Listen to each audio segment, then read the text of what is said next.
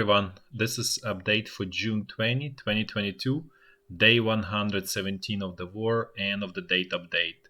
So we usually don't discuss rocket strikes, but we would like to discuss this one because it may mean something more than just simple rocket strikes. So this morning Ukraine hit oil and gas rigs in open sea here near Crimea. These are used to be Ukrainian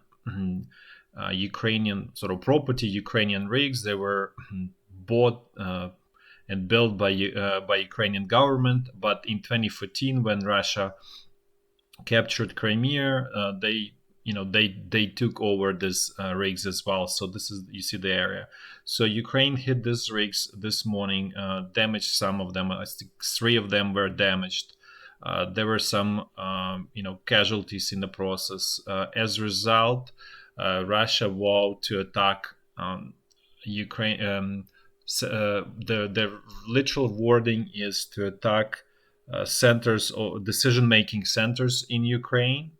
That really means that they probably will try to target Ukrainian parliament, Ukrainian government, Ukrainian president, and probably general staff of Ukrainian army. So we'll see what this leads to. But this attack clearly created a lot of irritation. There were many high-level politicians in Russia speaking about this, and specifically from their parliament and so on. And they were openly saying, "Now our hands are open. We're gonna target pretty much anything we want." So this was sort of interesting twist. We just want to mention this because this may lead to important consequences down the road. So we just want to keep everybody aware of that. On related topic of oil and gas, as we discussed this many times, we keep repeating the same thing because facts are straight in all of our faces. And what happened? There's new statistic came out from China which shows that Russia replaced Saudi Arabia as #1 supplier of crude oil to China.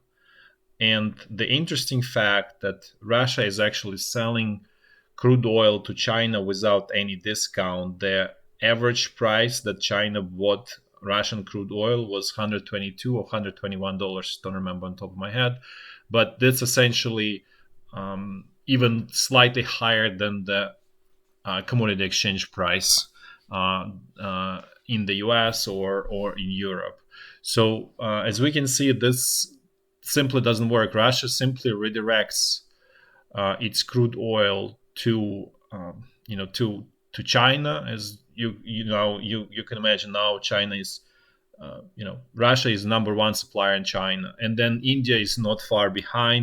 It's another big destination, and it's growing very fast. And India used to be close to zero consumer of Russian oil. Now it's like I think second largest consumer of Russian oil. We don't know in terms of internal Indian sort of ranking of Russia there, but we're pretty sure that it's moving fast up the ranks. So all of this is just essentially Russia receives all of the finances, money from just indirectly from China and India. So it really doesn't solve any problems at all, and creates many problems in the West.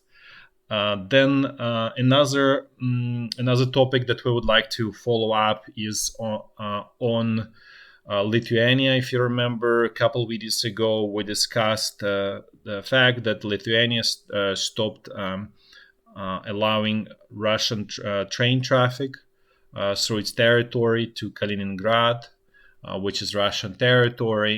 And now, today, Russian Ministry of Foreign Affairs and then members of upper chamber of Russian Parliament and Senate, they were openly speaking up, saying that Lithuania is taking, hostile actions towards Russia, and they basically threatening with actions. There was no specification, just simply saying actions against Lithuania if it doesn't stop doing what it's doing. So that's another interesting data point. Another data point is that there is change in the head of Russian airborne forces. So there was a new person appointed as the head of Russian airborne forces. His name is Mikhail Teplinsky. He was born in 1969, so he's not that old at all, especially for the Russian and Ukrainian sort of heads of the military. He was actually born in Donetsk region.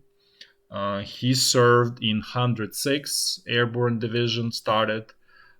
He participated in First Chechen War, which was mid 90s, where he actually was awarded Hero of Russia award, and at that time he was lieutenant. Then he obviously raised through the career pretty fast. Then he was commander of 106 Airborne Division. Oh, sorry. So he started 106, and then he was commander of 76 Airborne Division.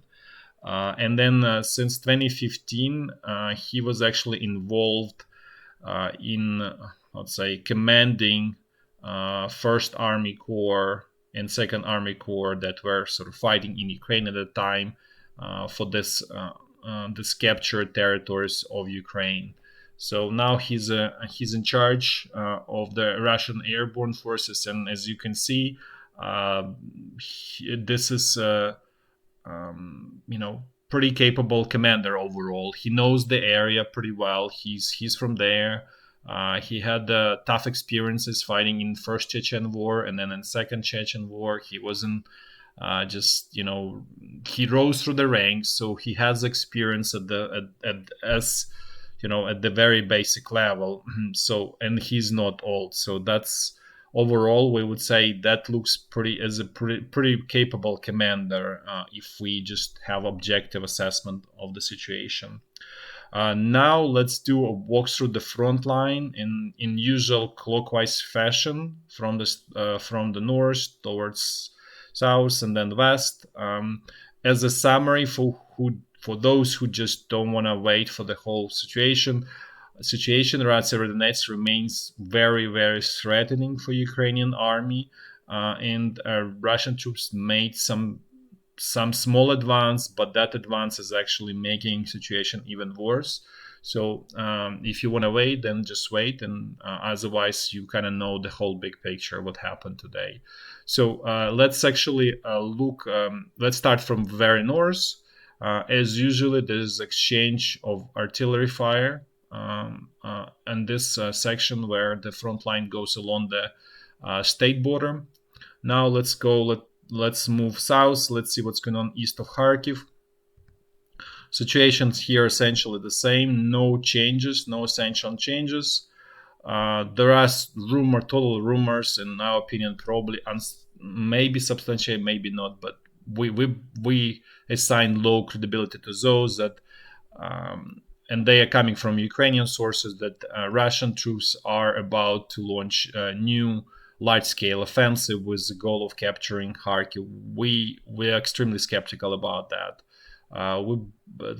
To us, it looks like that this is going to be pull and push with all of the small-scale forces that essentially, as we discussed many times, Russia wants to preserve the buffer and wants to push Ukrainian forces a little bit further away from this, from Vovchansk and from ability to get on the eastern bank of Severodonetsk River, so that they don't threaten Russian logistics here in this area, because they're actually fixing they're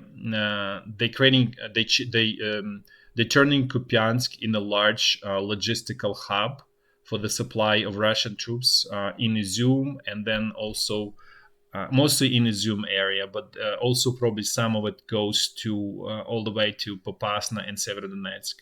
But essentially, because the Russian administration is fixing a railroad bridge there and just generally bridges. So basically, they trying to be able to use railroad because it's cheaper and generally faster and potentially safer to transport their troops by railroad, especially if you're talking about a large volume of shells that's being consumed by the Russian army.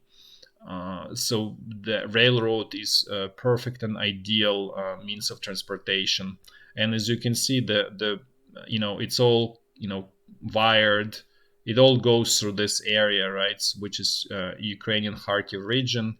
And if Ukrainian forces get bridgehead here and then try to attack, it's essentially creating. This could actually be the most dangerous thing that Ukrainian troop can do, because the more in their sort of the further down in the rear of attacking Russian troops Ukrainian side hits, the more damage it's gonna do.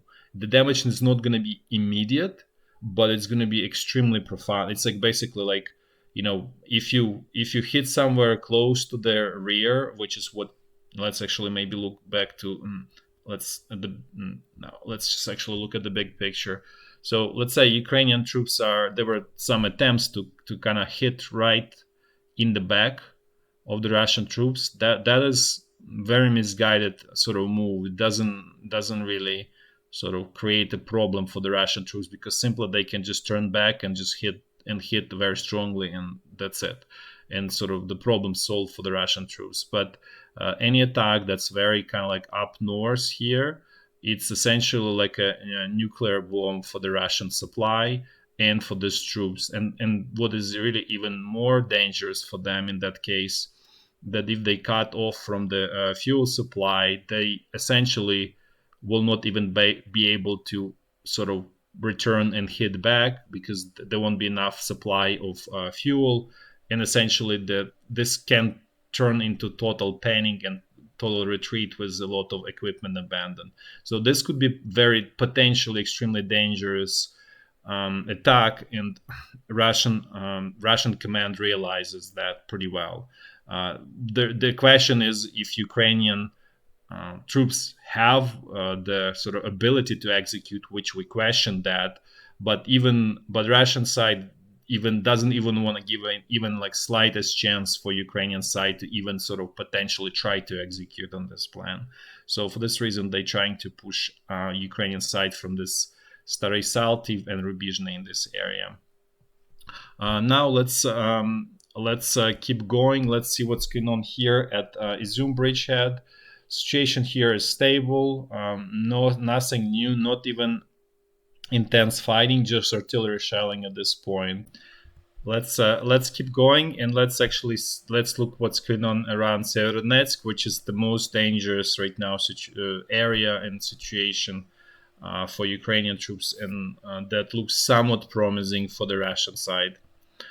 So their fighting around Severodonetsk continues, and it's extremely intense, with a high level of casualties on both sides. Ukrainian forces still hold on to the chemical plant, which is, as you can see here. The supply, as always, is using the boats and literally swimming across the river. The only sort of, I'd say, lucky thing is there's not enough precipitation, and their level of the water in the river is extremely low.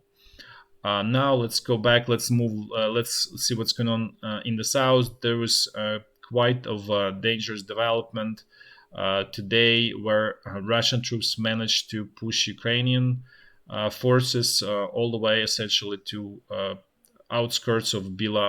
Gora. It's a village, but it's basically not exactly in the fighting is not exactly in the village, but it's not far away. And the same goes true for Myrna Dolyna. So as you can see,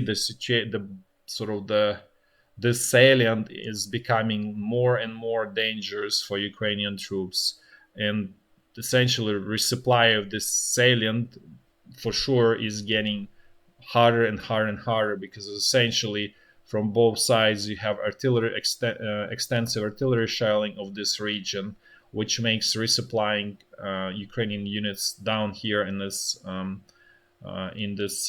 pocket well, technically it's not a pocket, but it's close to it for sure. It's extremely difficult. You can even say it's a tactical encirclement. There is still ability to supply Ukrainian troops and everything, so they're still holding on. At the same time, the situation is definitely getting worse for sure. For this specifically for these troops, we're not saying that that there is clear threat right now for this whole, call it Severodonetsk salient, but for this Zolote and Hirske salient, there is clear threat right now. So there were, as always, Russian attacks towards Mykolaiivka, Berestove, Bilogorivka, Yakovlivka. So essentially all of your typical sort of areas, we call it the ring of fire. This sort of continues. Nevertheless, Russian troops did not make any progress there. Now let's this is just a little bit closer look at the whole situation in this Zlote which, as we discuss, is quite threatened at this point. Now let's move a little bit. Let's look what's going on in the southern section of Popasna salient.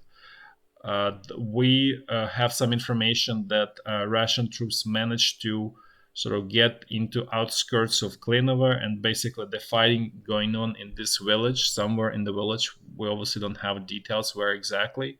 We'll update as we will find out more information, but essentially there is some progress here by Russian troops, by Wagner mercenaries.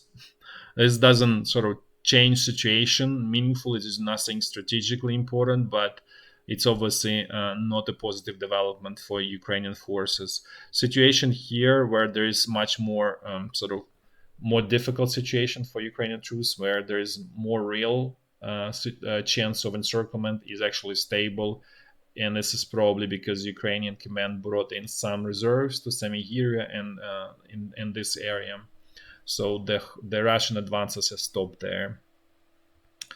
This is this look of this, call it, we don't even know how to say it, sort of kind of like a bottleneck that's being created around this power plant in this town, Novoluhansk.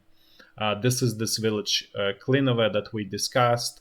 So basically the Russian troops managed to push Ukrainians somewhere like a little bit towards west and northwest, and the fighting is going on actually right now somewhere in the village. We don't know sort of exact location. We don't know. Now let's look what's going on west of Donetsk, and situation here is quiet, with exception of extreme artillery shelling on both sides. As we mentioned before, Russian side is complaining that Ukrainian artillery is hitting Donetsk. We discussed that topic. We don't want to bring it up again. There's no way to find out the truth about it at this point right now. Now let's keep going. Let's see what's going on at Zaporizhia front line. Here situation is the same as west of Donetsk. It's positional fighting, artillery shelling, nothing major going on here. Because the main sort of attention and everything, all of the available resources, pulled to Severodonetsk salient from everywhere. Let's put it this way, or they're not receiving new sort of replenishments, reinforcements. So as that really effectively means as if you're pulling resources from here, you just channel everything that you have to Severodonetsk area. So effectively you kind of like you're removing oxygen from all of these units, and this is in this area, and this is going on both sides.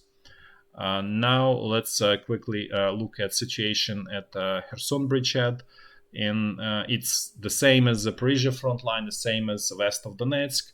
It's all positional fighting, local skirmishes, mostly artillery shelling, and both sides are digging in. That's essentially what's going on there. Thanks for watching, and until tomorrow, bye bye.